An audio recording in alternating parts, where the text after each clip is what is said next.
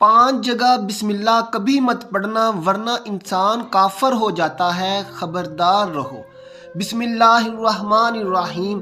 قرآن مقدس اللہ کی عظیم کتاب ہے، یہ برکت والی کتاب ہے، اس کی آیات مومنوں کے لیے شفا ہے۔ اس کے ایک ایک حرف میں 10 نیکیاں اللہ نے مقرر فرمائی ہیں۔ قرآن مقدس دنیا و آخرت کی پریشانیوں کا علاج ہے۔ قرآن مقدس رحمتوں کا خزانہ ہے، لیکن اس عظیم رحمت والے خزانے سے مالا مال ہونا ہے تو پہلے سچے دل سے بسم اللہ پڑھو، پھر اس خزانے کو کھولو اور زیادہ سے زیادہ اللہ کی رحمتوں کو حاصل کرو۔ جب قرآن مقدس جیسی عظیم کتاب بغیر بسم اللہ کے نہیں کھلتی تو دوسرے جائز کام کی برکتیں بغیر بسم اللہ کے کیسے حاصل ہو سکتی ہیں؟ حضرت عثمان بن عفان رضی اللہ تعالیٰ عنہ نے رسول اللہ صلی اللہ علیہ وسلم سے بسم اللہ کی نسبت سے سوال کیا تو آپ نے فرمایا یہ اللہ تعالیٰ کا نام ہے، اللہ تعالیٰ کے بڑے ناموں اور اس میں اس قدر نزدیکی ہے جیسے آنکھ کی سیاہی اور سفیدی میں۔ جب یہ آیت بسم اللہ الرحمن الرحیم اتری، بادل مشرق کی طرف چھٹ گئے، ہوائیں ساکن ہو گئیں، سمندر ٹھہر گئے، جانوروں نے کان لگا لیے، شیاطین پر آسمان سے شعلے گرے اور پروردگار عالم نے اپنی عزت و جلال کی قسم کھا کر فرمایا کہ جس چیز پر میرا یہ نام لیا جائے گا اس میں ضرور برکت ہوگی۔ ابن مسعود فرماتے ہیں کہ جہنم کے 19 دروغوں سے جو بچنا چاہے وہ بسم اللہ الرحمن الرحیم پڑھے۔ اس کے بغیر 19 حروف ہیں اور ہر حرف جہنم سے بچاؤ بن جائے گا، اسے ابن عطیہ نے بیان کیا ہے۔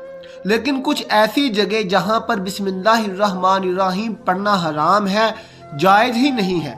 ہر انسان جہاں چاہتا ہے پڑھ لیتا ہے۔ کچھ لوگوں کو ایسی عادت بن جاتی ہے کہ وہ ہر کام کرنے سے پہلے ایک دم بسم اللہ پڑھتے ہیں۔ کچھ ایسی بھی جگہ ہے جہاں پر بسم اللہ نہیں پڑھنا ہے۔ یہاں پر بسم اللہ الرحمن الرحیم اگر انسان پڑھے گا تو وہ گناہ گار ہوگا۔ بسم اللہ کا پڑھنا ایسی جگہوں پر، ایسے مقامات پر جائز نہیں۔ اب آپ یہ سمجھ لیجئے کہ کون سے مقامات پر بسم اللہ پڑھنا چاہیے اور کن مقامات پر بسم اللہ نہیں پڑھنا چاہیے۔ ناظرین، آپ نے سنا ہوگا کہ ہر کام شروع کرنے سے پہلے بسم اللہ پڑھنا چاہیے، کیونکہ بسم اللہ الرحمن الرحیم کا معنی ہے کہ اللہ کے نام سے شروع جو بڑا مہربان نہایت رحم والا ہے۔ یعنی ہم کام جو شروع کر رہے ہیں وہ اللہ کے نام سے شروع کر رہے ہیں تاکہ اللہ تعالی ہمارے اس کام میں برکت عطا فرما دے۔ اور بسم اللہ پڑھنے کے فائدے بھی بہت زیادہ ہوتے ہیں کہ اگر انسان کسی کام کو پڑھ کے کرتا ہے تو اللہ تبارک و تعالی اس کے کام میں برکت فرماتا ہے، اور یہ سنت بھی ہے۔ حضور صلی اللہ علیہ وسلم نے بہت سارے مقامات پر ہمیں بسم اللہ کی تاکید کی ہے اور آپ نے بسم اللہ پڑھنے کا حکم دیا ہے۔ اب اگر آپ کوئی بھی نیک کام شروع کریں، اس نیک کام شروع کرنے سے پہلے بسم اللہ اگر پڑھ لیں گے تو آپ کی سنت ادا ہو جائے گی اور اس پہ آپ کو ثواب ملے گا اور اس کی برکتیں بھی آپ کو ملیں گی۔ اگر آپ نے کسی نیک کام شروع کرنے سے پہلے بسم اللہ پڑھ لیا تو پھر انشاءاللہ اس میں آپ کا نقصان نہیں ہوگا، اللہ تعالیٰ خود آپ کا حامی و مددگار بن جائے گا، کیونکہ آپ نے اپنے اس کام کو اللہ کے نام سے شروع کیا ہے۔ ہمارا کام تھا کرنا، بندہ کیا کرتا ہے جو اس کے بس میں ہوتا ہے۔ بندہ تو اسباب اختیار کرتا ہے اور بندہ کر بھی کیا سکتا ہے۔ بندے کے ذمے صرف اس باب کا اختیار کرنا ہے کہ آپ کسی کام کے کرنے سے پہلے سبب اختیار کریں، ہمیں یہ کام کرنا ہے، باقی اللہ کے سپرد کر دیں۔ آپ اپنے کاموں کو کریں، باقی آپ اللہ پر چھوڑ دیں، اللہ کے سپرد کر دیں۔ ایک مرتبہ ایک صحابی نے عرض کیا، یا رسول اللہ میں پریشان ہوں، ہمارے اونٹ کہیں کھو گئے ہیں۔ تو آپ نے اس کو بتایا کہ اللہ پر بھروسہ کرو اور اللہ پر بھروسہ ہی اصل چیز ہے۔ یہ بولو کہ میں نے اللہ پر بھروسہ کر لیا، اللہ پاک کافی ہے، بہترین کارساز ہے۔ تو کوئی صحابی کہنے لگے، یا رسول اللہ، اللہ کی ذات پر بھروسہ ہے، کیا ہم اپنے اونٹوں کو ایسے ہی چھوڑ دیں؟ اگر ہماری قسمت میں ہوں گے تو ہمارے اونٹ واپس آ جائیں گے اور مقدر میں نہیں ہوں گے تو چلے جائیں گے، ہمیں اللہ کی ذات پر بھروسہ ہے۔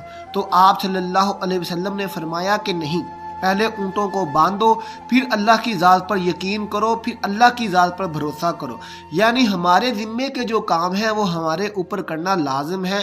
اسباب کا انکار کرنے والا جاہل ہوتا ہے، اسباب کا انسان انکار نہیں کر سکتا، نہیں ہم تو ہاتھ پر ہاتھ رکھ کر بیٹھ جائیں گے، اب اللہ کھلائیں، وہ رازق ہے، وہ ہمیں کھلائے۔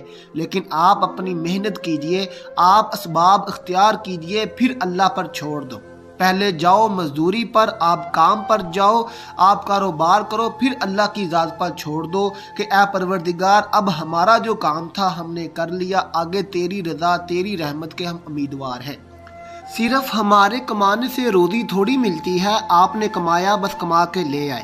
اس کے علاوہ آپ غور کیجئے کہ دانے کو زمین سے نکالا کس نے، اس کے بعد اس کو گیہوں کی شکل میں، پھر آٹے کی شکل میں، پھر روٹی بنتی ہے۔ ہم سمجھ رہے ہیں کہ یہ ہماری محنت سے ہو رہا ہے، ہم نے روٹی بنائی، روٹی بنا کر وہ سالن یا سبزی سے کھائی، اس کے بعد ہم نے بسم اللہ الرحمن الرحیم پڑھا، تو اب ہمارے حلق پر ایک فرشتہ بیٹھا ہوا ہے، وہ فرشتہ اللہ سے اجازت مانگ رہا ہے۔ ہمارے حلق میں دو نالیاں ہوتی ہیں، ایک نالی ہوتی ہے جو سانس کی ہے، ایک نالی وہ ہوتی ہے جس سے کھانا اندر جاتا ہے۔ تو یہ دو نالیاں بالکل برابر ایک جیسی ہوتی ہیں اور دونوں کا ایک ہی چھید ہوتا ہے، لیکن پھر وہ اندر جا کر الگ ہو جاتی ہیں۔ اب آپ یہ سوچ کر دیکھیے، فرشتہ یہاں بیٹھ کر اللہ تعالیٰ سے پوچھتا ہے، ہمارے ہاں لقمے پہ مولا اس لقمے کو زندگی کا سبب بناؤں یا موت کا باعث بنا دوں؟ اب اللہ کی مرضی ہو تو لقمہ زندگی بن سکتا ہے، اور اگر اللہ کی مرضی نہیں تو وہی لقمہ موت بن جاتا ہے۔ یعنی اگر وہ لقمہ بجائے خوراک والی نالی میں جانے کے سانس کی نالی میں چلا جائے تو پھر انسان ختم ہو جائے گا۔ تو آپ دیکھیں ہم نے اتنے سارے کام کیے، لیکن فرشتہ یہاں پر بیٹھا ہوا ہے کہ اس نوالے کو، اس لقمے کو کہاں لے جانا ہے۔ تو یہ آپ نے اسباب اختیار کیے، یعنی اس کو اسباب اختیار کرنا کہتے ہیں، اور اللہ تبارک و تعالیٰ پر چھوڑ دیا تو نیک کام ہم شروع کر رہے ہیں، کھانا کھا رہے ہیں تو ہمیں بسم اللہ پڑھنے کی تاکید کی گئی ہے، لیکن بہت سارے لوگ ایسے ہوتے ہیں کہ کچھ حرام کام کرتے ہیں۔ مثال کے طور پر اگر کوئی انسان جوا کھیل رہا ہے تو اس میں بسم اللہ پڑھنا حرام ہے۔ اللہ کے نام سے شروع، اللہ نے کب کہا تھا کہ آپ جوا کھیلو؟ اللہ نے کب کہا تھا کہ آپ شراب بیچ کر؟ اللہ نے کب کہا تھا کہ آپ جھوٹ فریب مکر کرو؟ اللہ نے تو ایسا کچھ بھی نہیں کہا۔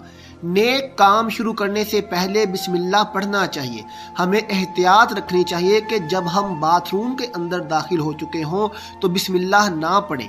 باتھ روم میں جانے سے پہلے ہم بسم اللہ الرحمن الرحیم، اور باتھ روم سے نکلنے کے بعد جب کپڑے پہنے ہوں تو بسم اللہ الرحمن الرحیم پڑھیں۔ اگر کوئی انسان کاروبار کرتا ہے، اب اس نے جھوٹ بولا اور اس کے بعد پیسے لیتے وقت بسم اللہ الرحمن الرحیم پڑھا، تو ایسی جگہوں پر جہاں پر حرام کام کوئی بندہ کرتا ہے تو وہاں پر بھی بسم اللہ الرحمن الرحیم نہیں پڑھنا چاہیے، کیونکہ اللہ تبارک و تعالیٰ نے آپ کو دنیا میں چھوٹ دے رکھی ہے کہ جیسا کرو گے ویسا بھرو گے۔ اللہ سب کو دیکھ رہا ہے کہ کون کیا کر رہا ہے، تو جو کچھ ہم کر رہے ہیں صحیح یا غلط، اس کے بعد پھر لوگ کہتے ہیں یہ اللہ کی مرضی ہے۔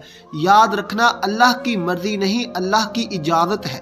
اللہ نے آپ کو اجازت دی ہے، بس اللہ نے چھوٹ دی ہے کہ کر لو، دنیا میں جیسا کرنا ہے کرو۔ اللہ ظالم کو ڈھیل دیتا ہے، لیکن جب پکڑتا ہے تو چھوڑتا نہیں ہے۔